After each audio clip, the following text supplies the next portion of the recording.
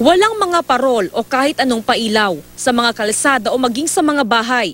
Ito ang itsura ng Pasko sa bahagi ito ng Itogon, Benguet. Maraming residente ang hirap pa rin sa buhay matapos ang pagpapasara sa mga minahan doon dahil sa pagguho ng lupa nitong Setyembre na ikinasawi ng higit 70 katao. Yung pinagkukuhanan ng mga tao dito, minas, tapos nahinto. Wala na. Ang hirap. Wala naman silang pagkuhanan na iba.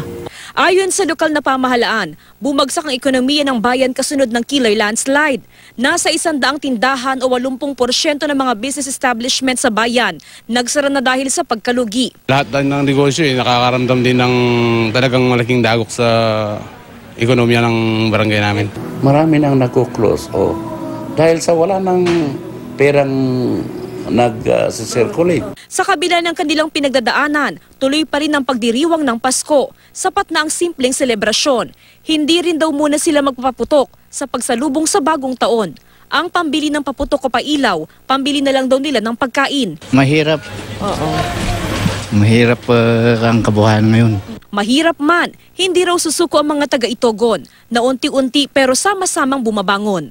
Jasmine Gabriel Galban, Nakatutok 24 Oras.